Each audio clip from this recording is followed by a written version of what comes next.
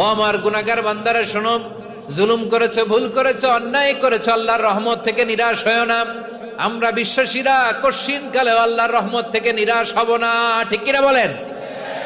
আল্লাহর রহমত থেকে নিরাশ হবেন? ভুল করে ফেলছেন, আরে ভুল তো সবাই করে, পাপ হয়েছে, আরে পাপ তো সবার আছে, আপনারা সবাই পাপী, সবাই পাপী। যত পাপ হোক, ভুল হোক, অন্যায় হোক, অনুতপ্ত হয়ে তওবা করে ওযু করে জায়নামাজটা বিছিয়ে সেজদা দিয়ে চোখের পানি ছাড়েন।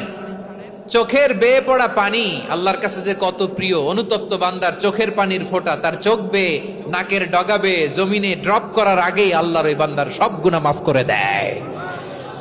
আল্লাহ বললেন, আমি রহমানুর রহিম, আমি দয়াময়, আমি মেহেরবান। এরপর আল্লাহ বললেন, হুয়াল্লাহুল্লাযী লা ইলাহা ইল্লা হুয়াল মালিকুল কুদ্দুসুস সালামুল মুমিন।